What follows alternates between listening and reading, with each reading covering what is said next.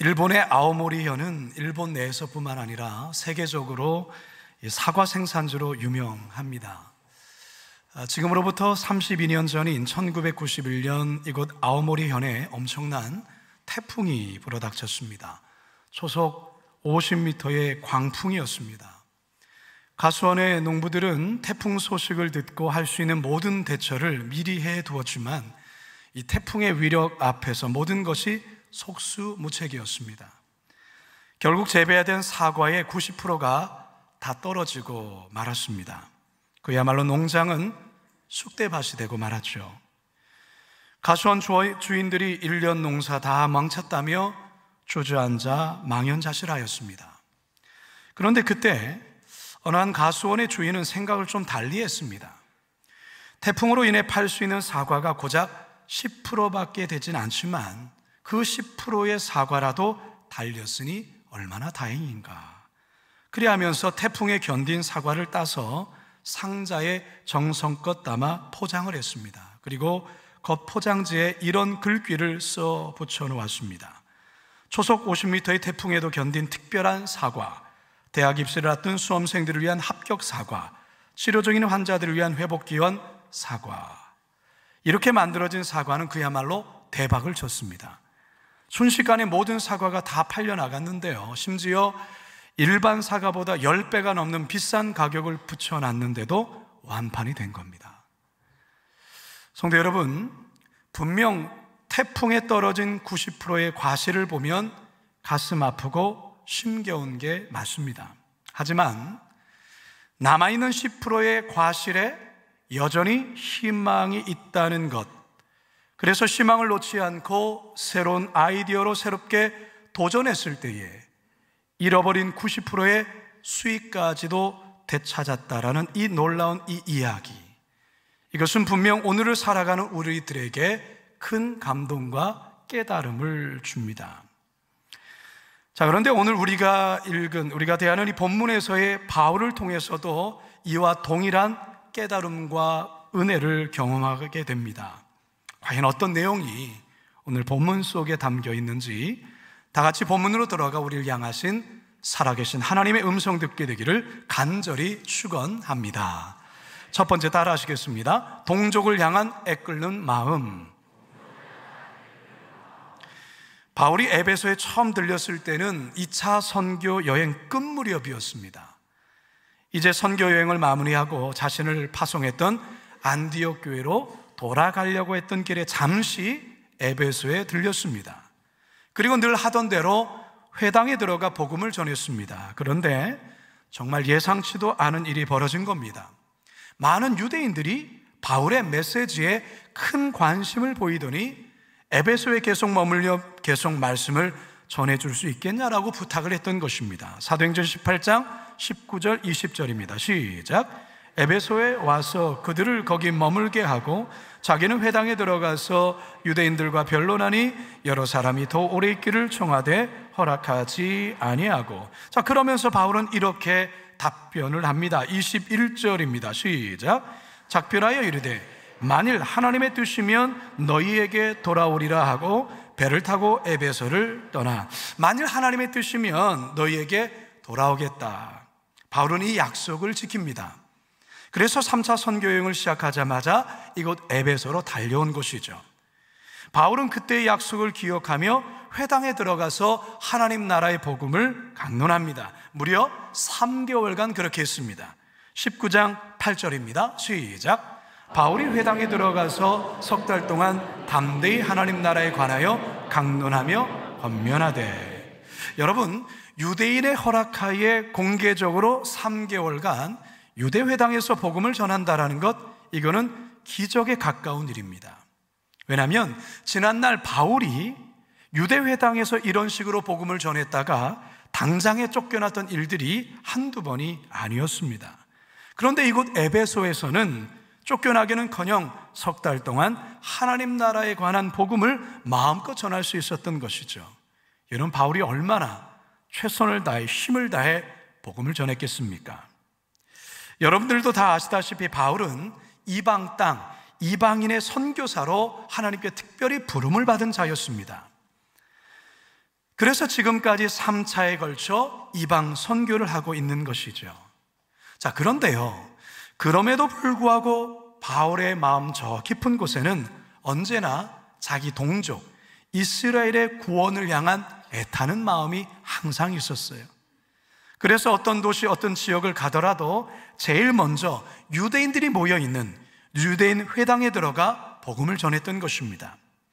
우리가 로마서를 보면 이 바울의 동족을 향한 애타는 마음을 엿볼 수가 있습니다. 로마서 9장 1절에서 3절입니다. 시작. 내가 그리스도 안에서 참말을 하고 거짓말을 아니하노라.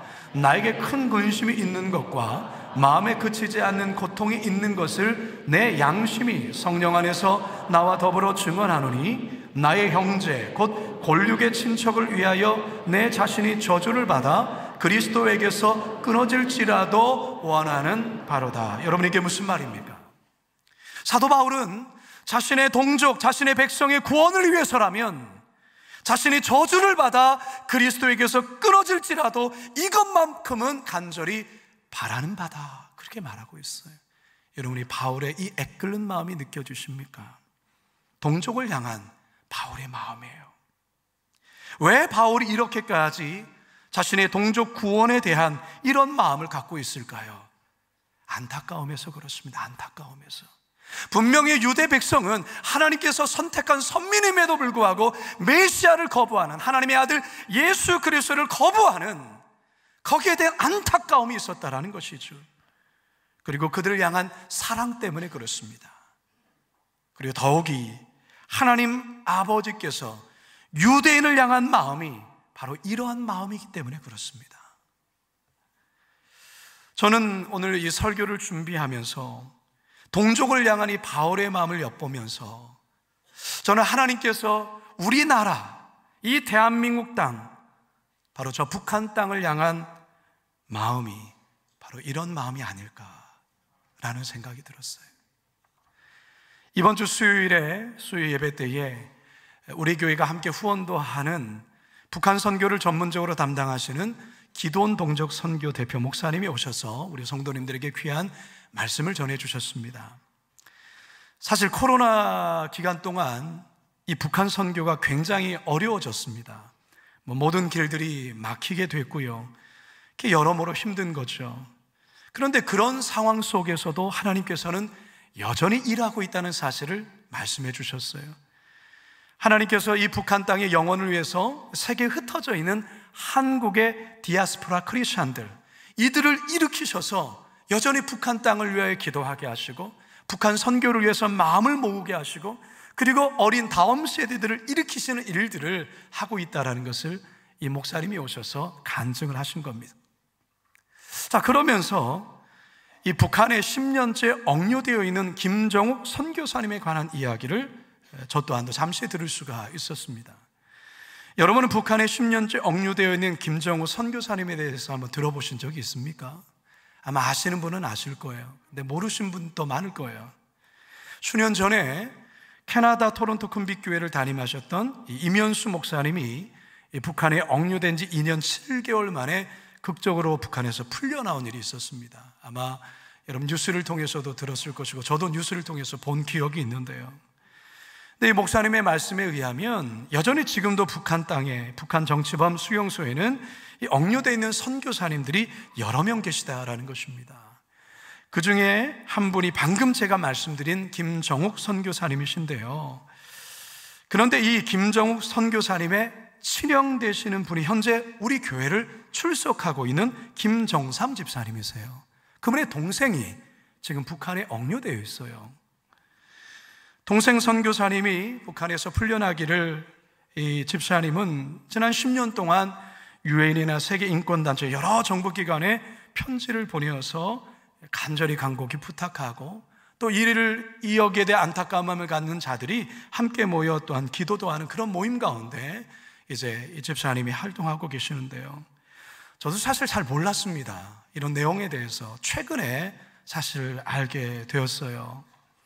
근데 제가 이 김정삼 집사님을 통해서 동생분인 이 김정우 선교사님에 대한 이 북한 선교를 품게 된, 북한 선교의 마음을 품게 된 이야기를 듣고서는 참 놀라웠습니다. 이 선교사님은 원래 그냥 평범한 건축업을 하는 포항의 작은 개척교회를 섬기는 안수 집사님이셨어요. 그런데 2005년도에 이제 철야 기도를 하는 가운데 북한 선교를 하라는 강력한 하나님의 음성을 듣게 됩니다. 동시에 내가 북한의 내 백성을 사랑한다라는 그런 하나님의 음성을 듣게 된 거예요. 이 강력한 부르심 앞에 이 집사님이 몇 날 며칠을 밤잠을 자지 못하고 설치다가 결국은 모든 것을 정리하고 서울에 올라와 신학을 공부하게 됩니다. 이후에 목사 안수를 받게 되었고 2008년 3월에 아내와 아들 둘을 데리고 북한 접경 지역인 중국 단동으로 가게 됩니다. 단동에서 국수 공장 등을 이제 운영하면서 이 탈북한 이들을 돕는 그런 사역을 감당해 오셨던 거예요. 그러다가 2013년 10월 8일 북한 보위부에 체포되어서 북한에서의 억류가 시작된 겁니다. 지금까지 풀려나오지 못한 가운데 있어요. 생사가 어떻게 된지 사실 잘 알 수는 없는 그런 부분들도 있고요. 많은 분들이 김정우 선교사님의 신변의 안전과 풀려나기를 위해서 기도하고 있는데요, 우리 성도님들도 함께 꼭 기도해 주셨으면 좋겠습니다. 성도 여러분, 자기 동족, 자기 백성 구원을 위해서라면 바울 자신이 저주를 받아 그리스도에게서 끊어져도 간절히 원하고 바란다는 이 고백, 이 바울과 같은 이 고백이 사실 김정우 선교사님 가운데 있었던 거예요. 이 마음이 누구의 마음이겠습니까? 하나님 아버지의 마음이 아니겠습니까? 바라기는 우리들에게도, 우리 성도들에게도 바로 우리의 동족, 저 북한 땅을 향하신 그 하나님의 그 안타까운 마음, 저 잃어버린 영혼들에 대한 그 안타까운 마음이, 그 애끓는 마음이 오늘 우리 모두에게도 부어지기를 주님의 이름으로 축원합니다. 단지 저 북한에 있는 영혼만이 아니라 아직도 주님께로 돌아오지 않은 여러분들의 많은 부모님들, 또 일가 친척들, 형제, 가족들, 이 가까운 이웃들의 구원을 위해서 하나님 아버지의 그 애끓는 마음 여러분 포기하지 마시고요, 계속해서 기도할 때 분명히 하나님의 때에 하나님의 방법으로 구원의 역사를 이루어 주실 줄로 믿습니다. 이런 구원의 역사 꼭 이루시는 저와 여러분 되기를 주님의 이름으로 축원합니다. 두 번째 따라 하시겠습니다. 마음이 굳어진 사람들.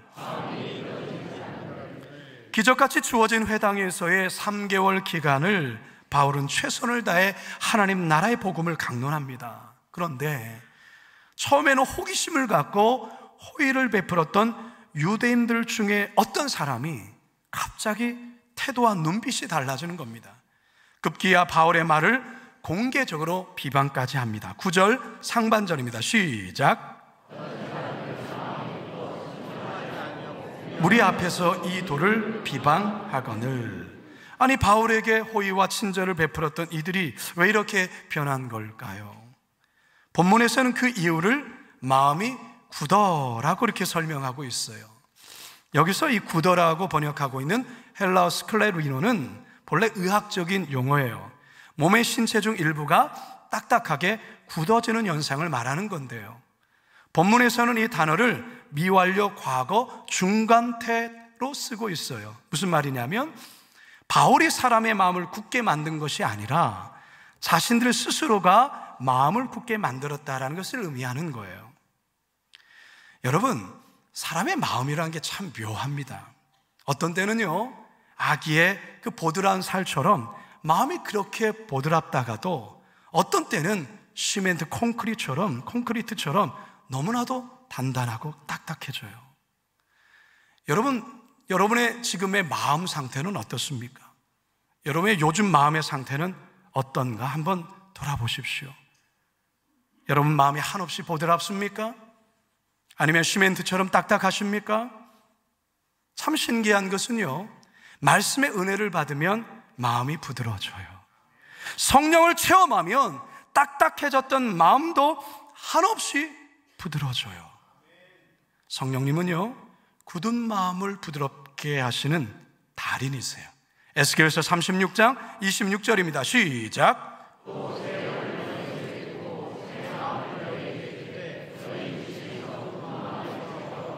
부드러운 마음을 줄 것이며. 하지만 여러분, 은혜 안에 거하지 않고 여기에 마음의 상처까지 입으면 마음은 점점 굳어버립니다. 마음이 굳어지면 회당의 유대인들이 그랬던 것처럼 하나님의 말씀을 튕겨내버립니다. 하나님의 말씀의 권위 앞에 순종하지 않습니다. 거역하는 마음이 강하게 일어나요. 불평하는 사람이 됩니다. 누군가를 향해 비방을 쏟아냈습니다. 바로 이 유대인의, 이 회당 안에 있는 유대인들처럼 말이죠. 그래서 잠언에서는 우리에게 이러한 말씀으로 우리를 권면하죠. 잠언 4장 23절 시작. 더욱 내 마음을 지키라. 생명의 근원이 이에서 남이니라. 참으로 아이러니하게도 이 말씀을 기록한 솔로몬이 인생 말년에 자신의 마음을 지키지를 못합니다. 그래서 결국 하나님의 진노를 사서 솔로몬 왕 이후에 이스라엘은 두 왕국으로 쪼개지는 비극을 맞이하게 되죠. 열왕기상 11장 9절과 10절입니다. 시작. 솔로몬이 마음을 돌려 이스라엘의 하나님 여호와를 떠나므로 여호와께서 그에게 진노하시니라. 여호와께서 일찍이 두 번이나 그에게 나타나시고 이 일에 대하여 명령하사 다른 신을 따르지 말라 하셨으니 그가 여호와의 명령을 지키지 아니하였으므로. 그 마음을 돌이켰을 때, 그 마음을 지키지 못하였을 때 하나님께서는 꿈에 두 번이나 찾아오셔서 너 그 마음 돌이켜야 돼, 회개해야 돼 라고 말씀하셨지만 솔로몬은 듣지 않았어요. 회개하지 않았습니다. 바울 역시 마음이 굳어 순종하지 않은 이 무리로 인해서 결국 바울은 유대 회당을 떠나버립니다. 그리고 새로운 사역지인 두란노 서원에 새로운 둥지를 틀게 되죠. 9절 하반절입니다. 시작. 바울이 그들을 떠나 제자들을 따로 세우고 두란노 서원에서 날마다 강론하니라. 계속해서 권면하고 계속해서 말씀으로 권면할지라도 그 말을 끝까지 듣지 않으면 그때는 성령도 어떻게 할 도리가 없어요. 그때는 바울도 어떻게 할 수가 없는 것입니다. 그러니 바울이 더 이상 유대 회당에 머물지를 않고 떠난 것이죠. 아마도 이들은 하나님의 심판대 앞에 섰을 때 분명 땅을 치며 후회할 것입니다. 성도 여러분, 마음을 잘 지키시기 바랍니다. 마음이 굳어지지 않도록 늘 순간순간 말씀의 은혜 안에 거하시기 바랍니다. 이번 유기성 목사님이 말씀하신 것처럼 내가 그 안에, 그가 내 안에 거하라. 늘 하나님, 늘 주님의 은혜 안에 우리가 거해야 된다는 것이죠. 혹시나 생각으로나 말로나 죄를 지었다면 즉시로 회개하시고 돌이키셔야 됩니다. 왜냐하면 그거 방치하면 굳어집니다. 마음이 굳어지는 거예요. 혹시 여러분 분노가 치밀어 오는 일들을 당하셨습니까? 예, 분을 낼 수 있습니다. 그러나 그 분을 오래 품으면 안 됩니다. 하루를 넘기시면 안 돼요. 빨리 화해하시고 해결하셔야 됩니다. 그래야 마귀가 여러분 마음을 잠식하지 않습니다. 에베소서 4장 26절과 27절입니다. 시작. 분을 내어도 죄를 짓지 말며 해가 지도록 분을 품지 말고 마귀에게 틈을 주지 말라. 바라기는 굳은 마음이 아니라 늘 성령으로 충만해서 한없이 부드러운 마음으로, 또한 유연한 마음으로 그러한 성도들 되실 수 있기를 주님의 이름으로 축원합니다. 마지막 세 번째 따라 합시다. 복음의 위대한 결실. 돌덩이처럼 단단해진 유대인들로 인해 바울은 에베소 선교의 베이스 캠프를 유대 회당에서 두란노 서원으로 옮깁니다. 그리고 이곳에서 이방인 대상의 제자 훈련으로 선교 전략과 방향을 바꿉니다. 무려 2년 동안 이곳에서 매일같이 하나님 나라의 복음을 강론하며 가르치기 시작하죠. 그러자 복음의 놀라운 열매들이 이렇게 맺히기 시작하죠. 10절을 함께 읽습니다. 시작. 2해 동안 이같이 하니 아시아에 사는 자는 유대인이나 헬라인이나 다 주의 말씀을 듣더라. 오히려 회당이 아닌 일반 장소에서 2년간 꾸준히 복음을 전했을 때 헬라인은 물론이거니와 유대인까지 복음을 듣고 예수님을 영접하는 놀라운 역사가 일어나게 된 것입니다. 여러분이 두란노 서원, 지금 두란노 서원이라는 기독교 출판사가 있지만 두란노 서원, 이곳이 어떤 곳일까요? 역사학자들에 의하면 이 두란노 서원은 이 에베소의 두란노라는 유명한 철학자가 자기 생도들에게 강론하게 만든 일종의 학원 같은 곳이라 그렇게 말합니다.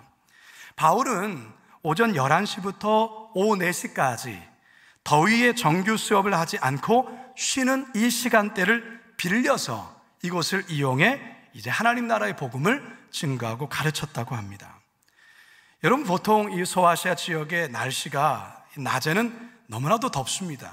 그래서 오전 7시나 9시부터 한 11시까지 수업을 진행하고 11시부터 휴식 시간이 들어가 식사를 하고 1시쯤에 모두가 낮잠을 잡니다. 자, 바울은 이렇게 사람들이 쉬거나 잠을 자는 이 시간대를 이용해서 두란노 서원을 빌렸었던 것입니다. 자, 그렇다면 여러분, 그 시간대에 두란노 서원에 찾아와 바울의 강론을 들었던 이들은 어떤 사람입니까? 잠을 포기하고 쉬는 것을 포기한 사람들이다라는 것입니다. 다시 말해 거룩한 희생을 한 자들이 모여와서 이 귀한 말씀을 들었던 거예요. 성도 여러분, 하나님은 이런 자들에게 은혜를 주십니다. 아니, 은혜를 주실 수밖에 없습니다. 저는 우리 교회가 제자훈련을 하고 있지 않습니까? 저는 목요일 저녁마다 사역반을 인도를 합니다. 8분의 훈련생들을 제가 이제 같이 성경 공부도 가르치고 함께 말씀도 은혜를 같이 나누는데요. 이거 하다 보면 10시가 훌쩍 넘어요. 지금 제자훈련 받는 분들 모두가 사실은 다 그렇습니다. 제자훈련하기 위해서 일주일 내내 큐티를 합니다. 그것을 정리해서 몇 개를 페이퍼로 제출을 합니다. 지금 예배 드릴 때에 뭔가 부지런히 쓰시는 분들이 아마도 곳곳에 있을 거예요. 다는 그렇지는 않을 수는 있지만 대부분 지금 제자훈련 받는 분들이 숙제하는 겁니다. 이 숙제 열심히 설교 요약해서 또한 느끼고 결단한 내용을 제출하는 게 숙제이거든요. 한 주 주어진 분량의 성경을 읽어야 하고요, 가정 예배도 드려야 되고 공예배도 부지런히 잘 참여해야 되고 기독교 서적 읽고 독후감도 제출해야 됩니다. 여러분, 이게 쉬운 일이겠습니까? 쉽지 않습니다. 여기에 참여하시는 분들, 노는 분들 아닙니다. 이 모든 분들 다 아침 일찍 직장 생활하고 사업도 하고 애들도 키워내고 정말 바쁜 시간을 보내시는 분들입니다. 그런데 그런 시간 속에 따로 시간을 띄워놓아서 황금 같은 시간을 내어서 이 훈련 받는 것입니다. 여러분, 하나님께서 이들에게 은혜 안 주시겠습니까? 왜 이렇게 아멘이 적습니까? 하나님께서 은혜 주실 수밖에 없겠죠. 거룩한 대가를 지불하며 하나님 나라의 귀한 훈련을 받는 이들에게 반드시 하나님은 귀한 은혜 열매로 보상해 주실 줄로 믿습니다. 바울에게 훈련받은 이들이 바로 그랬어요. 두란노 서원에서 훈련받은 이들 중에는요, 골로새 교회를 개척한 에바브라가 있었습니다. 빌레몬서의 수신자인 빌레몬도 있었어요. 그리고 여러분, 요한계시록에 등장하는 7교회 대부분이 바로 이 두란노 서원에서 훈련을 받아서 또한 흩어져서 이들이 개척한 교회들이에요. 라오디게아 교회, 서마나 교회, 버가모 교회, 두아디라 교회, 사도 교회, 필라델비아 교회, 히에라볼리 교회 등 당시의 소아시아의 여러 많은 교회들이 바로 이 바울에게서 이 두란노 서원에서 훈련받아 제자가 되어진 이들에 의해서 개척되어졌다라는 것입니다. 여러분, 이게 바로 복음의 위대한 결실입니다. 하나님이 맺게 하신 것이죠.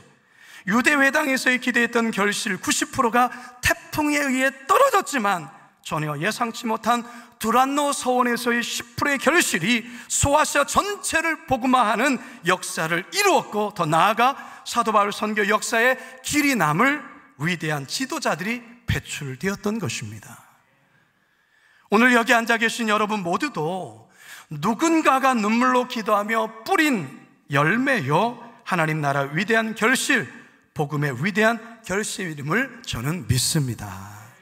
또한 여러분들 또한도 그 결실을 위해 뜨겁게 기도하며 또한 여전히 하나님 앞에 매달려 기도하는 그 누군가가 있을 줄 압니다. 여러분, 포기하지 마십시오. 분명히 하나님께서 하나님의 때에 반드시 결실을 맺게 하여 주실 줄로 믿습니다. 저는 말씀을 마치면서 한 선교사님의 간증을 드리며 오늘 말씀을 마치려 합니다. 28년 동안 방글라데시에서 무슬림을 대상으로 선교하신 선교사님이 있어요. 박천록 선교사님인데요, 이분이 CBS에 나오셔서 간증을 하기도 하셨습니다. 이 젊은 시절에 알코올 중독자로 건강에 사형 선교를 받으셨다가 예수님을 만나 치유를 받아 평생을 복음 전하는 일에 헌신하게 됩니다. 그래서 1995년 방글라데시의 선교사로 파송을 받아 선교를 시작하게 됩니다. 그런데 이 선교사님이 처음 방글라데시에 도착했을 때 그 땅에서 오랫동안 선교하신 선배 선교사님이 이러한 조언을 해 주시더라는 겁니다. 선교사님, 이곳은 무슬림 땅이기 때문에 평생 선교해서 무슬림 한 명 개종시켰다면 그것으로 선교에 성공한 겁니다. 그만큼 무슬림의 선교가 어렵습니다. 그런 이야기를 하는 것입니다. 근데 정말 그 선교사님, 선배 선교사님 말씀처럼 정말로 무슬림 땅에서 복음의 열매를 맺는다는 것이 너무나도 힘겹다라는 것을 체험하게 되어요. 3년 동안 방방곡곡을 다니며 복음을 전했지만 한 명도 예수를 믿지 않는 겁니다. 그러던 중 어느 날 기도하면서 이 땅에 그 사단의 강력하고 견고한 진을 꽉 붙잡고 있어서 복음 전도가 참으로 어렵다라는 것을 깨달았어요. 그러면서 좀 무모하지만 좀 적극적으로 복음을 전하면서 이 사단의 견고한 진을 깨뜨려야겠다라고 그런 생각을 갖게 됩니다. 그래서 한국의 한 선교팀에 전화를 걸어서 단기 선교팀으로 좀 문화 선교하는 것으로 좀 와주십사 이렇게 부탁했더니 한 20명 정도의 공연팀이 온 거예요. 그래서 이분들하고 이제 3일에 복음 집회를 준비를 하고 이제 한국에서 온 팀들하고 이제 한 운동장에서 천막을 치고 이제 문화 공연을 한다, 여러분 오십시오라고 홍보했더니 한 800명의 무슬림인들이 모인 거예요. 그러니까 이 한국 분들이 여러 가지 한국의 부채춤도 추고 또 여러 가지 태권도 시범도 하고 뭐 이런 거 하니까 이들이 너무 좋아들 하시더라는 것이죠. 너무 행복하고 너무나도 좋은 그런 표정을 짓고 있었는데 이제 선교사님이 나가서 이제 예수님의 복음을 전할 차례가 되었어요. 복음을 전하는데 갑자기 분위기가 냉랭해지고 싸해지는 것이죠. 그러면서 어떤 한 사람이 자리에서 일어나더니 이렇게 외치는 겁니다. 마이크 끄세요. 당신들 우리 무슬림 개종시키려고 한국에서 온 거지. 당장 철수하지 않으면 이 천막 다 집어넣을 거야. 다 뒤집어 놓을 거야. 당신들 죽을 수도 있어. 이렇게 윽박을 지렀던 거예요. 너무나도 분위기가 살벌해지면서 그렇게 집회가 끝났어요. 난장판이 된 장소를 떠나 선교사님 쑥스러운 팀들은 과연 내일 집회를 할 수 있을까 걱정하며 기도를 했어요. 그렇지만 약속을 했기 때문에 다음날 불안한 마음을 갖고서 다시금 또 공연을 해야 될 장소로 갔는데 1,500명이나 모여 있는 거예요. 거기서도 이렇게 한국 공연을 하니까 다들 좋아하고 기분 좋아하는 그런 가운데 이제 예수님의 이야기를 전하는 순간 또다시 분위기가 싸해지면서 아주 난장판이 된 거예요. 그렇게 집회가 다 끝나고 단기 선교팀은 한국으로 다시 돌아가고 이 선교사님은 망연자실한 마음으로 집회 장소에 그냥 남아서 하늘을 쳐다보는데 갑자기 하늘에서 음성이 들리더라는 것이죠. 이 지역을 잡고 있는 마귀의 진이 무너졌다. 그러면서 또다시 이런 음성이 들리는 거예요. 이 지역의 영권을 네가 잡았다. 이 지역의 영혼이 죽고 사는 것이 너에게 달려있다라는 너무나도 분명하고 선명한 음성이 들리는 거예요. 그리고 얼마 후에 그 집회를 난장판으로 만드는데 앞장섰던 한 청년이 선교사님을 찾아와서 선교사님 저 배 아파 죽겠는데 3일분 약을 좀 주십시오. 선교사님 굉장히 사실은 속이 쓰린 거죠. 이 집회를 다 망가뜨린 그 장본인이 와서 배 아프다며 약을 달라 하니까 그 주고 싶겠습니까? 그래도 어떻게 하겠습니까? 약을 주면서 이렇게 말했다고 합니다. 이 약 먹어도 안 나을 거예요. 이렇게 말을 했다라는 거예요. 정말 3일 후에 이분이 또 왔어요. 배 아프다고, 안 낫는다고. 그러면서 5일치를 더 해달라는 거예요. 5일치 주면서 또 얘기를 하는 거예요. 이거 먹어도 안 낫습니다. 그러니까 이분이 화를 내는 거죠. 아니 당신 나에게 나으라고 얘기를 해야지 왜 안 나을 거라고 얘기하냐. 당신이 약을 약만 먹어서 나을 수는 없습니다. 어떻게 하면 낫냐고? 회개해야 낫습니다. 회개가 뭐냐고? 당신이 무슬림에서 예수를 믿는 겁니다. 그게 회개입니다. 그냥 막 성을 내면서 그 약만 받아가 갔다라는 것이죠. 얼마 후에 또 왔어요. 선교사님, 배 아파 죽겠다고. 제가 얘기하지 않았냐? 회개해야 된다고. 당신 그러다가 죽을 수도 있습니다. 그러자 이 사람이, 그럼 제가 회개하겠습니다. 제가 예수님 믿겠습니다. 그래서 이분이 이 선교사님의 그 첫 열매가 된 거예요. 근데 여러분, 이분이요, 이미 그 지역에서 깡패로 유명한 사람인 거예요. 전과 20범이라고 하고요. 그러니까 이 사람 모르는 사람이 없는 거예요. 이 살벌한 사람이라는 거예요. 근데 이 사람이 예수를 믿고 그 다음부터 전도하기 시작하는데 5명 무슬림을 끌고 온 거예요. 이 사람도 선교사님 예수 믿어야 됩니다. 예수 믿게 해주세요. 그래서 이 사람의 복음 전해서 그들도 예수 믿게 된 거예요. 그리고 또 다음에는 또 10명을 데리고 온 거예요. 그 해에 이 사람이 무슬림 35명을 전도를 한 거예요. 그렇게 해서 교회가 세워졌어요. 교회가 세워져서 제자 훈련을 받는 가운데에 여기서 제자가 만들어지고 그 제자들이 나가서 복음을 전하는 가운데 이분이 지금 방글라데시에서 28년 지금 선교 사역하는데 현재 10개의 교회가 개척되었고요, 5만 명 이상의 무슬림이 회개하고 주님께로 돌아오게 되었다는 것입니다. 할렐루야. 우리 하나님께 영광의 박수로 찬양 드립시다. 여러분, 그렇습니다. 선교사님들이 말하는 것은요, 세계에서 무슬림 선교가 가장 어렵다라는 거예요. 무슬림 선교는 계란으로 바위치기라고 합니다. 그런데 계란으로 바위를 쳐 바위를 깨뜨리는 이 일들이 이 선교사님을 통해서 일어나는 거예요. 여러분, 선교는 우리가 하는 것 같지만 우리가 하는 게 아닙니다. 하나님이 하시는 것이죠. 우리는 그저 도구에 불과한 것입니다. 그렇다면 우리가 해야 될 것이 무엇입니까? 중요한 것, 여러분, 영혼을 향한 아버지 하나님의 애끓는 마음을 우리 가운데 갖고 있으셔야 합니다. 그리고 마음을 굳게 하면 절대 안 됩니다. 굳은 마음을 제하고 부드러운 마음을 갖게 해달라고 늘 하나님께 기도하며 나아가야 하는 것입니다. 태풍에 떨어진 90%의 열매로 인하여서 좌절하거나 막 낙심하는 것이 아니라 여전히 달려있는 10%의 열매의 소망을 두고 기도하면 하나님께서 복음의 위대한 결실을 반드시 새롭게 맺게 하신다라는 것입니다. 두란노에서 이 위대한 결실, 이 복음의 위대한 결실처럼 여러분의 가정 속에, 우리 교회 가운데, 우리 선교사님의 선교 지역 가운데, 저 북한 땅 가운데 이런 놀라운 위대한 복음의 결실이 반드시 맺혀질 것을 주님의 이름으로 축원합니다. 우리 시간 말씀을 기억하면서 함께 이 찬양 함께 고백하며 기도하며 나갑시다.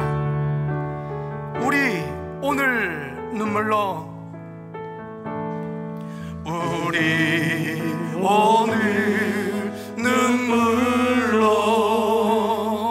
하나의 씨앗을 심는다. 꿈꿀 수 없어 무너진 가슴에 저들의 푸른 꿈 다시 돋아나도록 우리 함께 땀 흘려 소망의 길을 만든다.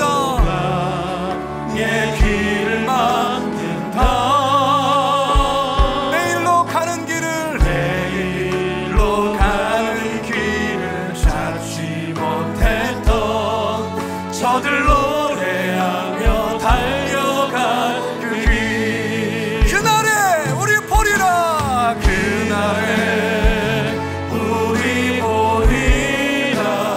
새벽 이슬 같은 저들 일어나 뜨거운 가슴 사랑의 손으로 이 땅 치유하며 행진할 때 오래 왕패하였던 이 땅 어디서나 순결한 꽃들 피어나고 푸른 의의 나무가